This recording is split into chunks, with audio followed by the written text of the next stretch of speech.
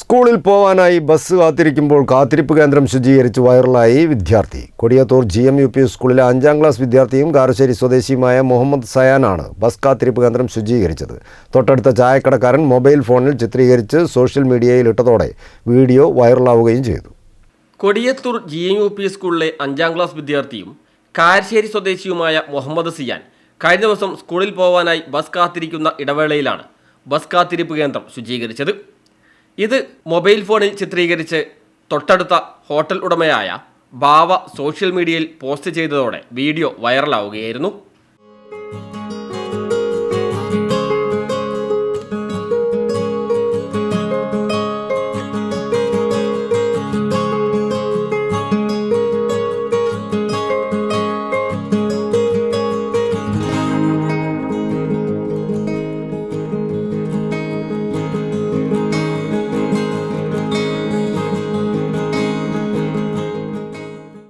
Video വൈറലായതോടെ Muhammad സയാന് നാട്ടുകാരുടെയും school അധ്യാപകരുടെയും PTA കമ്മിറ്റിയുടെയും അഭിനന്ദന പ്രവാഹമാണിപ്പോൾ.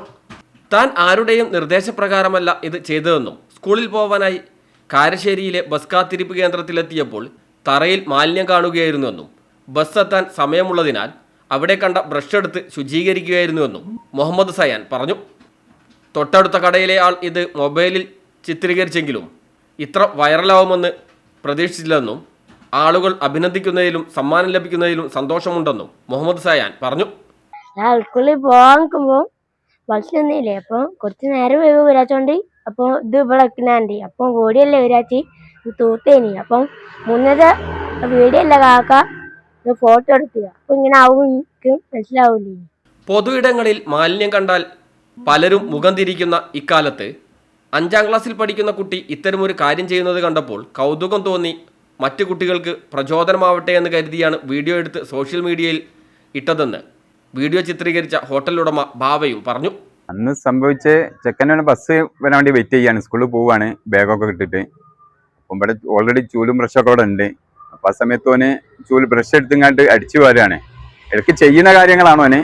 പക്ഷെ ഞാനന്ന് അവിടെ ഷോപ്പിൽ കടയിലാണ്. അപ്പോൾ ജസ്റ്റ് ഒരു വീഡിയോ അങ്ങനെ എടുത്ത് രസത്തിന് വേണ്ടി എടുത്തതാണ്. ഇവിടെ ഗ്രൂപ്പിലൊക്കെ ഇടാൻ വേണ്ടിയിട്ടാണ് വീഡിയോ എടുത്തത്. പക്ഷെ അതിങ്ങനെ വൈറലാവും നമ്മൾ വിചാരിച്ചില്ല.